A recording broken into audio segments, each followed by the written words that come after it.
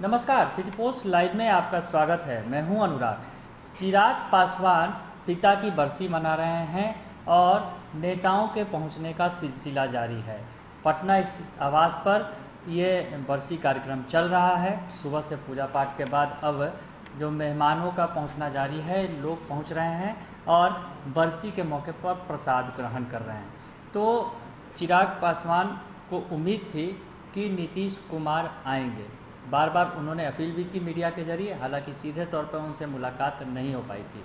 तो इस दौरान जब मीडिया से आज बात भी किया उन्होंने, तो फिर भी उम्मीद जताई कि हो सकता है कि सीएम नीतीश कुमार 2 मिनट के लिए भी समय निकाल कर आएंगे। इस बीच शोक संदेश जो जारी किया गया नीतीश कुमार की तरफ से, वो महज 1.5 लाइन का था।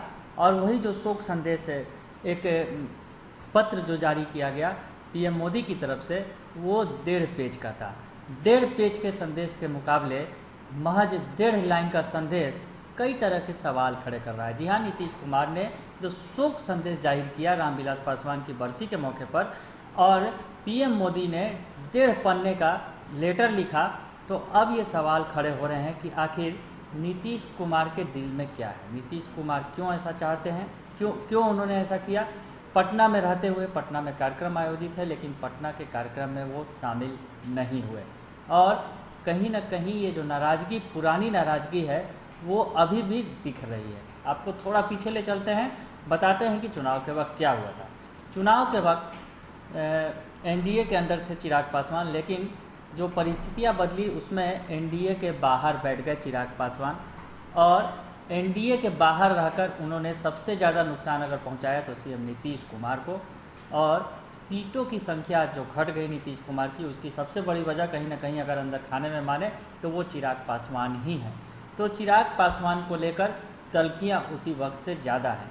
और उसके बाद चिराग पासवान के बयानों ने कहीं नीतीश कुमार के दिल में उनके खिलाफ आग लगा दी। जी हाँ, चिराग पासवान ने बयान दिया था कि चुनाव के बाद वो बीजेपी के साथ मिलकर बीजेपी एलजेपी की सरकार बनाएंगे और नीतीश कुमार को जेल भेजेंगे। जी हाँ, नीतीश कुमार पर उन्होंने सीधा सीधा आरोप लगा दिया था और कहा था कि 7 निश्चय में उन्होंने घोटाले किए हैं, उस घोटाले की मैं जांच करवाऊंगा और नीतीश कुमार को जेल भेजूंगा।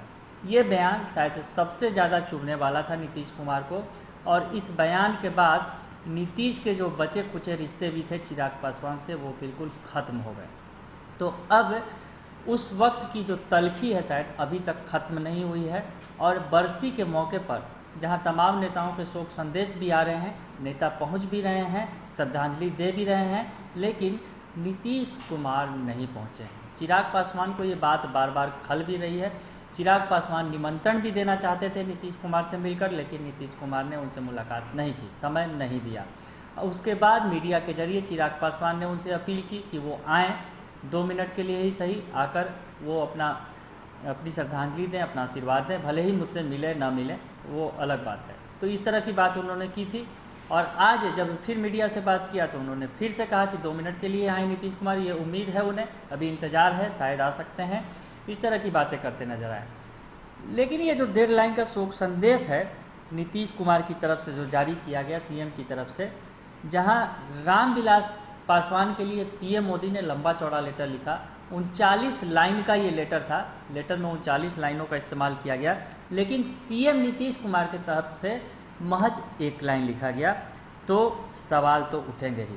तो हम बताएं आपको जो लेटर में लिखा गया है, पहले वो बताते हैं। आप देख भी सकते हैं कि जो लिखा गया है उस पर श्रद्धांजलि दी गई है नीतीश कुमार की तरफ से। महज एक सीएमओ के तरफ से, सीएम ऑफिस की तरफ से ये लेटर जारी किया गया है, जो सरकारी लेटर होता है। उसमें शोक संदेश, ये श्रद्धांजलि प्रकट की गई है सीएम नीतीश कुमार से, महज 1 लाइन लिखकर। उसके बाद किसी तरह का नीचे विवरण नहीं दिया गया है रामविलास पासवान के बारे में। अमूमन लेटर में देखा जाता है जो सीएम नीतीश कुमार की तरफ के मुख्यालय सीएम ऑफिस से जारी होता है, उसमें श्रद्धांजलि देने के बाद उस शख्स के बारे में भी चर्चा की जाती है, लेकिन नीचे में उस तरह की कोई चर्चा नहीं की गई है। और इधर दूसरी तरफ अगर पीएम मोदी के लेटर की बात करें तो उन्होंने तो लंबा चौड़ा लेटर लिखा है, और वो पहले ही लाइन में उन्होंने भावुकता वाली बात भी कही है कि वो इस मौके पर भावुक हैं। तो पीएम मोदी इस मौके पर भावुक हैं, हालांकि नीतीश कुमार की भावुकता नहीं झलक रही है। श्रद्धांजलि उन्होंने ज़रूर दी है, लेकिन कहीं ना कहीं जो ये एक लाइन का श्रद्धांजलि का जो लेटर है, ये तमाम तरह के सवाल खड़े कर रहा है कि आखिर सीएम नीतीश कुमार पटना में रहते हुए श्रद्धांजलि देने भी नहीं पहुंचे और महज एक लाइन का लेटर लिखकर जो अपने कर्तव्यों की इतिश्री कर ली। तो ये नाराज़गी जो है अभी दूर तलक जाएगी, ये लग रहा है, जैसा कि दिख रहा है। तो हम आपको बताएं कि जो पीएम नरेंद्र मोदी ने जो लेटर भेजा है वो भी हम आपको दिखा रहे हैं। वो जो 39 पंक्तियों का लेटर है, जिसमें उन्होंने रामविलास पासवान की पूरी चर्चा की है, उनके मंत्रित्व काल की भी चर्चा की है, उनके कार्यों की चर्चा की है, बताया है कि रामविलास पासवान ने क्या कुछ किया है समाज के लिए, और एक नई जो एक लकीर खींची है, एक नई इबारत लिखी थी रामविलास पासवान ने विभिन्न विभागों में रहते हुए, उसकी चर्चा की पीएम मोदी ने। तो सीएम नीतीश कुमार ने महज एक लाइन लिखा कि रामविलास पासवान की बरसी पर श्रद्धांजलि अर्पित करता हूँ, बस एक लाइन उन पर लिखा गया। और इस पर बिहार के करीब सभी बड़े नेताओं ने सोशल मीडिया पर अब रामविलास पासवान को श्रद्धांजलि दी है। तो सोशल मीडिया पर श्रद्धांजलि का तांता जरूर लगा हुआ है, लेकिन नीतीश कुमार के संदेश पर सवाल खड़े हो रहे हैं और ये चर्चा का विषय बना हुआ है, राजनीतिक चर्चा का विषय है कि आखिर पीएम नरेंद्र मोदी ने इतना लंबा चौड़ा संदेश लिखा, वही नीतीश कुमार ने महज एक लाइन के संदेश से क्या संदेश दिया है, ये बड़ा सवाल है। जो नीतीश कुमार की तलखियाँ चिराग पासवान से थी वो ख़त्म नहीं हुई हैं, ये तो पता चल रहा है साफ साफ, क्योंकि पटना में रहते हुए भी नीतीश कुमार नहीं पहुंच रहे हैं।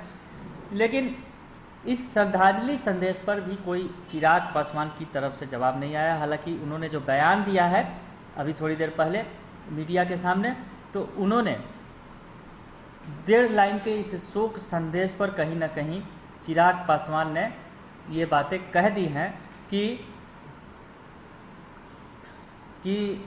पिता हमारे जो पिता रामविलास पासवान की लोकप्रियता को देखा जा सकता है कि वो कितने लोकप्रिय थे लोगों के बीच। जो लोग भी उन्हें श्रद्धांजलि देने आए हैं, मैं उनका धन्यवाद देता हूं।